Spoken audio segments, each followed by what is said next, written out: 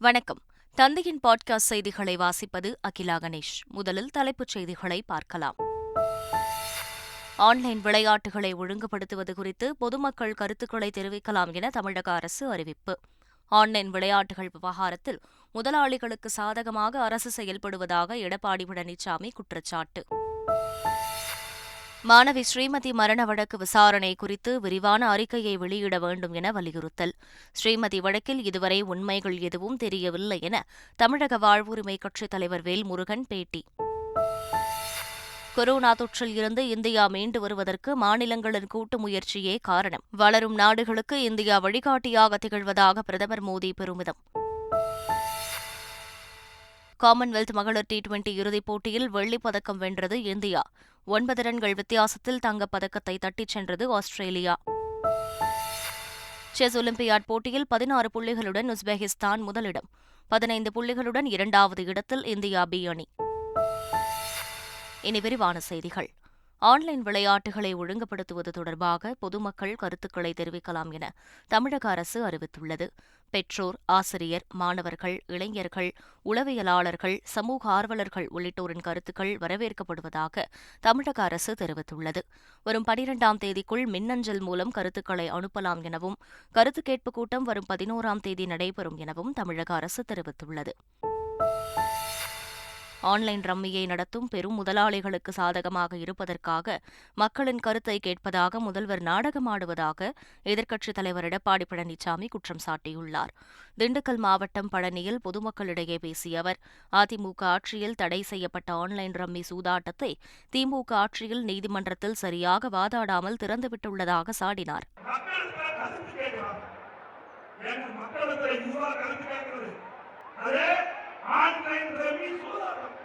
இதுக்கு போய் மக்களுக்கு என்ன கருத்து கேட்கணும்? ஏன்னா இந்த ஆன்லைன் ரம்மி நடத்துகின்ற பெரும் முதலாளிகளுக்கு உதவுவேன். எப்படியா காலம் நடத்த வேண்டும். தஞ்சை மாவட்டம் திருவையாறு அருகே கொள்ளிடம் ஆற்றில் ஏற்பட்ட வெள்ளப்பெருக்கால் சுமார் 400 ஏக்கர் பரப்பளவில் சாகுபடி செய்யப்பட்டிருந்த வாழைப்பயிர்கள் நீரில் மூழ்கி சேதமாகின. கொள்ளிடம் ஆற்றில் வினாடிக்கு 1,79,000 கன அடி தண்ணீர் செல்வதால் ஆச்சனூர், வடுககுடி, மருவூர் உள்ளிட்ட கிராமங்களில் சாகுபடி செய்யப்பட்ட வாழை, நெல் உள்ளிட்ட பயிர்கள் நீரில் மூழ்கியுள்ளன. மக்களை தேடி மருத்துவம் என்ற செயல்படாத திட்டத்தை அறிமுகப்படுத்தி மக்களின் உயிரோடு விளையாடுவதாக எதிர்க்கட்சித் தலைவர் எடப்பாடி பழனிசாமி கண்டனம் தெரிவித்துள்ளார். அவரது அறிக்கையில் அதிமுக ஆட்சியில் அறிமுகப்படுத்தப்பட்ட அம்மா மினி கிளினிக் திட்டத்தை அரசியல் காழ்ப்புணர்ச்சியோடு முடக்கி தற்போது மக்களை தேடி மருத்துவம் என்ற செயல்படாத திட்டத்தை அறிமுகப்படுத்தியுள்ளதாக கூறியுள்ளார். மக்களை தேடி மருத்துவம் திட்டம் மூலம் 83 லட்சத்திற்கும் அதிகமானோர் பயனடைந்துள்ளதாக மக்கள் நல்வாழ்வுத்துறை அமைச்சர் மா சுப்பிரமணியன் தெரிவித்துள்ளார். சென்னையில் செய்தியாளர்களிடம் பேசிய அவர், அரசியலில் இருப்பை நிரூபிக்க எதிர்க்கட்சித் தலைவர் எடப்பாடி பழனிசாமி பொய் அறிக்கைகளை வெளியிட்டு வருவதாக கண்டனம் தெரிவித்தார். இதுவரை 40 லட்சம் பேருக்குத்தான் இந்த அரசு மக்களை தேடி மருத்துவத்தில் பயன்பெற்றிருக்கிறார்கள் என்று சொல்லுகிறார். 83 லட்சத்தை தாண்டிய அளவுக்கு தமிழகத்தில் இதனுடைய பயன்பாடு இருக்கிறது. மாணவி ஸ்ரீமதி மரண வழக்கு விசாரணை குறித்து விரிவான அறிக்கையை வெளியிட வேண்டும் என தமிழக வாழ்வுரிமை கட்சித் தலைவர் வேல்முருகன் வலியுறுத்தியுள்ளார். புதுக்கோட்டையில் செய்தியாளர்களிடம் பேசிய அவர், ஸ்ரீமதி மரண வழக்கில் இதுவரை உண்மைகள் எதுவும் தெரியவில்லை என தெரிவித்தார். இந்த விவகாரத்தில் இதுவரை நடந்தது குறித்து அறிக்கை வெளியிட வேண்டும் எனவும் அவர் கூறினார். சிவகங்கை மாவட்டம் கீழடியில் நடைபெறும் அகழாய்வுக்கு சரியான இடங்கள் தேர்வு செய்யப்படவில்லை என முன்னாள் தொல்லியல் ஆய்வாளர் அமர்நாத் ராமகிருஷ்ணன் தெரிவித்துள்ளார். கீழடியில் செய்தியாளர்களிடம் பேசிய அவர், சரியான இடங்களை தேர்வு செய்து அந்த இடங்களில் ஆய்வுகளை மேற்கொண்டால் அதிகமான அகழாய்வுப் பொருட்கள் கிடைக்கும் என்றார்.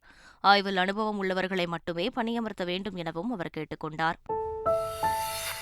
சர்வதேச செஸ் கூட்டமைப்பின் துணைத் தலைவராக தமிழகத்தைச் சேர்ந்த கிராண்ட் மாஸ்டர் விஸ்வநாதன் ஆனந்த் தேர்வு செய்யப்பட்டுள்ளார்.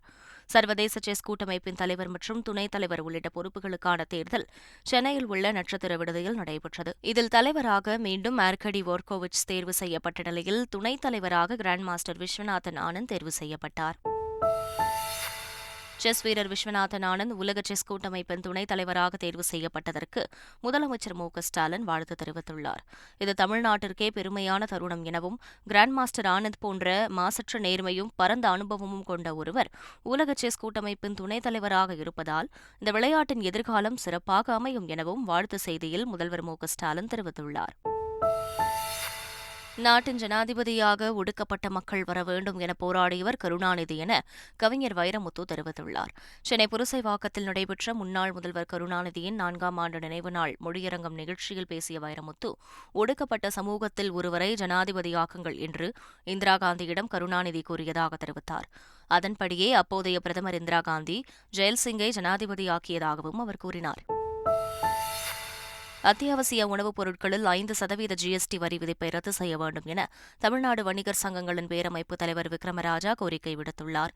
சென்னையில் செய்தியாளர்களிடம் பேசிய அவர், உணவுப் பொருட்கள் மீதான 5% GST-யை மத்திய அரசு ரத்து செய்ய வேண்டும் என தெரிவித்தார். இந்த விவகாரத்தில் தமிழக முதல்வர் மு.க.ஸ்டாலின் தலையிட்டு நடவடிக்கை எடுக்க வேண்டும் எனவும் வலியுறுத்தினார். புதுச்சேரியில் பொம்மை ஆட்சி நடைபெற்று வருவதாகவும், சூப்பர் முதல்வராக துணைநிலை ஆளுநர் செயல்பட்டு வருவதாகவும் முன்னாள் முதல்வர் நாராயணசாமி குற்றம் சாட்டியுள்ளார். கும்பகோணத்தில் செய்தியாளர்களிடம் பேசிய அவர், புதுச்சேரியில் சட்டம் ஒழுங்கு முழுவதும் சீர்கெட்டுவிட்டதாக தெரிவித்தார். மக்கள் நலத்திட்டங்கள் எதுவும் நிறைவேறவில்லை எனவும், பட்ஜெட்டுக்கு மத்திய அரசு ஒப்புதல் அளிக்கவில்லை எனவும் தெரிவித்தார். புதுச்சேரி மாநிலத்தை பொறுத்த வரைக்கும் ஒரு பொம்மை ஆட்சி நடக்கிறது. முதலமைச்சருக்கு அதிகாரம் இல்லை. குறிப்பா துணைநிலை ஆளுநர் அவர்கள் அதிகாரத்தை சூப்பர் முதலமைச்சராக செயல்படுகிறார். முதலமைச்சர் ரங்கசாமி அவர்கள் டம்மி முதலமைச்சராக ஆகிவிட்டார். எந்த திட்டத்தையும் துணைநிலை ஆளுநர் அறிவிக்கிறார், முதலமைச்சர் அறிவிப்பதில்லை. மறைந்த தந்தையின் பிறந்த நாளில் சிறுவர்கள் ஓவிய கண்காட்சி நடத்தியது நிகழ்ச்சியை ஏற்படுத்தியது. புதுச்சேரி காவல்துறையில் முதுநிலை காவலராக பணியாற்றிய விஜயகுமார் கடந்த 5 மாதங்களுக்கு முன் உடல்நலக்குறைவால் காலமானார். இந்நிலையில் தந்தையின் 38வது பிறந்த நாளில் அவரது புகைப்படங்களை ஓவியங்களாக வரைந்து கண்காட்சிக்கு சிறுவர்கள் ஏற்பாடு செய்தனர். தந்தையுடன் பணியாற்றிய சக போலீசார் கண்காட்சியை கண்டுகளித்து சிறுவர்களை வாழ்த்தினர். இந்தியாவில் மோடி தலைமையில் ராமராஜ்யம் நடக்கப் போவதாக தமிழக பாஜக தலைவர் அண்ணாமலை தெரிவித்துள்ளார். சேலத்தில் நடைபெற்ற தமிழ்நாடு விவசாய சங்கங்களின் கூட்டமைப்பின் வாழ்வுரிமை மாநாட்டில் பேசிய அவர், மோடியின் 3வது ஆட்சியில் மக்கள் கிராமங்களை நோக்கி நகரப்போகிறார்கள் என தெரிவித்தார். தமிழகத்தில் பாஜக இருக்கப் போகிறது எனவும், இதில் மாற்றுக் கருத்து இல்லை எனவும் அண்ணாமலை கூறினார். திருக்குறளின் பெருமையை உலகுக்கு உணர்த்தும் விதமாக மயிலாடுதுறையில் பரதநாட்டிய சாதனை நிகழ்ச்சி நடைபெற்றது. இதில் 1330 திருக்குறளையும் 12 மணி நேரத்தில் பரதநாட்டிய அசைவுகளின் வாயிலாக வெளிப்படுத்தி மாணவர்கள் உலக சாதனை படைத்தனர். இதில் சுழற்சி முறையில் 50 பரதநாட்டிய கலைஞர்கள் கலந்து கொண்டனர். நோபல் வேர்ல்ட் ரெக்கார்டு அமைப்பின் சார்பில் இந்த சாதனை பதிவு செய்யப்பட்டது.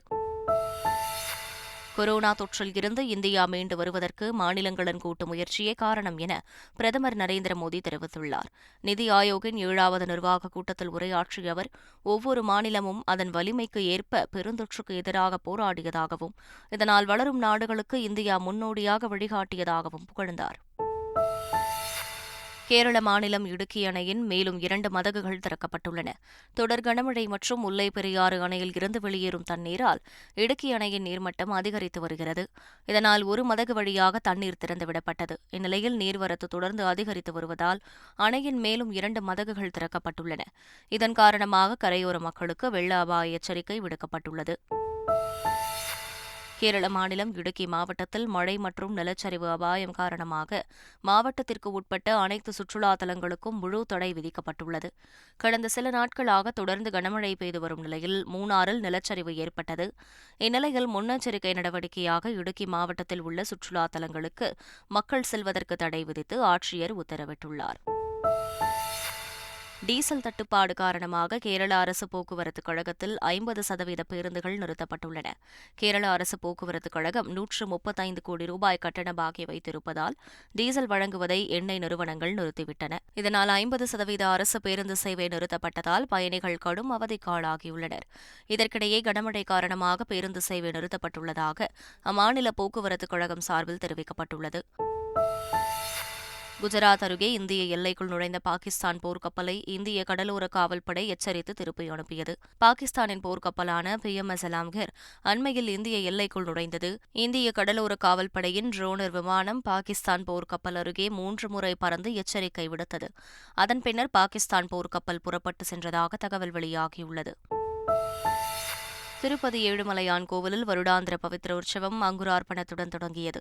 3 நாட்கள் நடைபெறும் இந்த உற்சவத்தின் முதல் நாளில் வசந்த மண்டபத்தில் புற்றுமண்ணை சேகரித்து நவதானியங்களை 9 பானைகளில் வைத்து பூஜைகள் நடந்தது. இதைத் தொடர்ந்து பவித்திர மண்டபத்தில் யாகசாலை அமைக்கப்பட்டு சிறப்பு பூஜைகள் நடத்தப்பட்டன. ராமேஸ்வரம் ராமநாத சுவாமி கோவிலில் ஆடி திருக்கல்யாணம் முடிந்து சுவாமி அம்பாள் வீதி உலா வந்தனர்.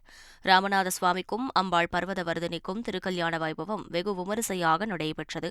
இதைத் தொடர்ந்து ராமநாத சுவாமி தங்க நந்திதேஸ்வரர் வாகனத்திலும் அம்பாள் பர்வதவர்தினி வெள்ளி யானை வாகனத்திலும் எழுந்தருளி கோவிலில் 4 ரத வீதிகளில் உலா வந்தனர்.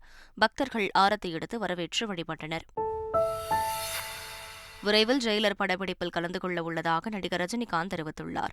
நாட்டின் 75வது சுதந்திர தினத்தை முன்னிட்டு குடியரசுத் தலைவர் மாளிகையில் நேற்று நடைபெற்ற நிகழ்ச்சியில் பங்கேற்பதற்காக நடிகர் ரஜினிகாந்த் டெல்லி சென்றார். நிகழ்ச்சி முடிவடைந்து சென்னை திரும்பிய ரஜினிகாந்த் அடுத்து ஜெயிலர் படப்பிடிப்பில் கலந்து கொள்ள உள்ளதாக செய்தியாளர்களிடம் தெரிவித்தார். தன் மீதான புகாரை நிரூபிக்காவிட்டால் பாடலாசிரியர் ஸ்நேகன் மீது சட்டப்படி நடவடிக்கை எடுப்பேன் என நடிகை ஜெயலட்சுமி எச்சரித்துள்ளார். ஸ்நேகம் ஃபவுண்டேஷன் என்ற பெயரில் போலி இணையதளத்தை தொடங்கி பணம் வசூல் செய்வதாக ஜெயலட்சுமி மீது காவல் ஆணையர் அலுவலகத்தில் ஸ்நேகன் அண்மையில் புகார் அளித்தார். இதுகுறித்து ஸ்நேகனுக்கு வக்கீல் நோட்டீஸ் அனுப்பியுள்ள ஜெயலட்சுமி எந்தவித ஆதாரமும் இன்றி ஸ்நேகன் புகார் அளித்ததாக குற்றம் சாட்டினார். இத்தாலியில் 2ஆம் உலகப் போரில் பயன்படுத்தப்பட்ட வெடிகுண்டு பாதுகாப்பாக அகற்றப்பட்டது. இத்தாலியில் உள்ள போ ஆறு 70 ஆண்டுகளுக்கு பிறகு வறண்டுள்ளது. இதனால் போர்க்கோ வெர்ஜிலியா பகுதியில் 2ஆம் உலகப் போரில் பயன்படுத்தப்பட்ட 1000 பவுண்ட் வெடிகுண்டு ஆற்றில் இருப்பதை கடந்த மாதம் 25ஆம் தேதி மீனவர் ஒருவர் கண்டுபிடித்தார். இதையடுத்து வெடிகுண்டை மீட்ட ராணுவம் மெடால் பகுதிக்கு கொண்டு சென்று பாதுகாப்பாக வெடிக்க வைத்து அகற்றினர். தமிழகத்தைச் சேர்ந்த இளம் செஸ் வீரர் பிரணவ் வெங்கடேஷ் சர்வதேச கிராண்ட் மாஸ்டர் பட்டம் வென்றுள்ளார். சர்வதேச செஸ் கூட்டமைப்பின் வரைமுறைகளை பூர்த்தி செய்ததால் தமிழகத்தைச் சேர்ந்த 16 வயது செஸ் வீரர் பிரணவ் வெங்கடேஷ் கிராண்ட் மாஸ்டராக அறிவிக்கப்பட்டுள்ளார். இதன் மூலம் இந்தியாவின் 75வது கிராண்ட் மாஸ்டர், தமிழகத்தின் 27வது கிராண்ட் மாஸ்டர் என்ற அந்தஸ்தை பிரணவ் வெங்கடேஷ் பெற்றுள்ளார். காமன்வெல்த் ஆண்கள் ஒற்றையர் பேட்மிண்டன் போட்டியில் இந்திய வீரர் கிடாம்பி ஸ்ரீகாந்த் வெண்கலப் பதக்கம் வென்றுள்ளார். வெண்கலப் பதக்கத்திற்கான போட்டியில் சிங்கப்பூர் வீரர் ஜியா ஹெங்தேவை அவர் எதிர்கொண்டார். இதில் 2-0 என்ற செட் கணக்கில் வீழ்த்தினார். இதன் மூலம் கிடாம்பி ஸ்ரீகாந்த் வெண்கலப் பதக்கத்தை கைப்பற்றினார். காமன்வெல்த் மகளிர் T20 கிரிக்கெட் இறுதிப் போட்டியில் இந்திய அணி போராடி தோல்வியை தழுவியது. முதலில் பேட்டிங் செய்த ஆஸ்திரேலியா 20 ஓவர்கள் முடிவில் 8 விக்கெட்டுகளை இழந்து 161 ரன்கள் எடுத்தது. பின்னர் களமிறங்கிய இந்திய அணி 19.3வது ஓவரில் அனைத்து விக்கெட்டுகளையும் இழந்து 152 ரன்கள் மட்டுமே எடுத்தது. இதன் மூலம் 9 ரன்கள் வித்தியாசத்தில் வெற்றி பெற்ற ஆஸ்திரேலியா தங்கப்பதக்கத்தை தன்வசப்படுத்தியது. 2ஆம் இடம் பிடித்த இந்தியா வெள்ளிப்பதக்கம் பெற்றது. செஸ் ஒலிம்பியாட் போட்டி நிறைவு விழாவை முன்னிட்டு சென்னையில் நாளை போக்குவரத்து மாற்றம் செய்யப்பட உள்ளது. நாளை மாலை 3 மணி முதல் இரவு 11 மணி வரை ராஜா முத்தையா சாலை, ஈவேரா பெரியார் சாலை, மத்திய சதுக்கம் மற்றும் சுற்றியுள்ள பகுதிகளில் போக்குவரத்து நெரிசல் ஏற்பட வாய்ப்புள்ளதாக போக்குவரத்து போலீசார் தெரிவித்துள்ளனர். எனவே தேவை ஏற்பட்டால் பகல் 1 மணி முதல் சூளை நெடுஞ்சாலை சந்திப்பில் இருந்து ராஜா முத்தையா சாலை வழியாக வாகனங்கள் செல்ல அனுமதி இல்லை என தெரிவிக்கப்பட்டுள்ளது. செஸ் ஒலிம்பியாட் போட்டியில் 9 சுற்று ஆட்டங்கள் முடிவடைந்த நிலையில் தரவரிசை பட்டியலில் உஸ்பெகிஸ்தான் 16 புள்ளிகள் பெற்று முதல் இடத்தில் உள்ளது. அடுத்ததாக 15 புள்ளிகளை பெற்று இந்தியா B அணி 2ஆம் இடத்தை பிடித்துள்ளது. 14 புள்ளிகளுடன் நெதர்லாந்து, இந்தியா A அணி, ஆர்மீனியா, அசர்பைஜான், துருக்கி, ஈரான், அமெரிக்கா, செர்பியா ஆகிய அணிகள் 3ஆம் இடத்தை பிடித்துள்ளன. செஸ் ஒலிம்பியாட் போட்டியில் மகளிர் பிரிவு தரவரிசை பட்டியலில் Poland, India A, Kazakhstan, Georgia ஆகிய அணிகள் 15 புள்ளிகள் பெற்று முதல் இடத்தில் உள்ளன. அடுத்து 14 புள்ளிகளுடன் Ukraine, Azerbaijan, Armenia, Germany, Indonesia ஆகிய அணிகள் 2ஆம் இடத்தில் உள்ளன. தரவரிசை பட்டியலில் இந்தியா B, இந்தியா C ஆகிய அணிகள் 13 புள்ளிகளுடன் 3ஆம் இடத்தில் உள்ளன. மீண்டும் தலைப்புச் செய்திகள். ஆன்லைன் விளையாட்டுகளை ஒழுங்குபடுத்துவது குறித்து பொதுமக்கள் கருத்துக்களை தெரிவிக்கலாம் என தமிழக அரசு அறிவிப்பு. ஆன்லைன் விளையாட்டுகள் விவகாரத்தில் முதலாளிகளுக்கு சாதகமாக அரசு செயல்படுவதாக எடப்பாடி பழனிசாமி குற்றச்சாட்டு. மாணவி ஸ்ரீமதி மரண வழக்கு விசாரணை குறித்து விரிவான அறிக்கையை வெளியிட வேண்டும் என வலியுறுத்தல். ஸ்ரீமதி வழக்கில் இதுவரை உண்மைகள் எதுவும் தெரியவில்லை என தமிழக வாழ்வுரிமை கட்சித் தலைவர் வேல்முருகன் பேட்டி. கொரோனா தொற்றில் இருந்து இந்தியா மீண்டு வருவதற்கு மாநிலங்களின் கூட்டு முயற்சியே காரணம். வளரும் நாடுகளுக்கு இந்தியா வழிகாட்டியாக திகழ்வதாக பிரதமர் மோடி பெருமிதம். காமன்வெல்த் மகளிர் T20 இறுதிப் போட்டியில் வெள்ளிப் பதக்கம் வென்றது இந்தியா. 9 ரன்கள் வித்தியாசத்தில் தங்கப் பதக்கத்தை தட்டிச் சென்றது ஆஸ்திரேலியா. செஸ் ஒலிம்பியாட் போட்டியில் 16 புள்ளிகளுடன் உஸ்பெகிஸ்தான் முதலிடம். 15 புள்ளிகளுடன் இரண்டாவது இடத்தில் இந்தியா B அணி. இத்துடன் செய்திகள் நிறைவு பெறுகின்றன. வணக்கம்.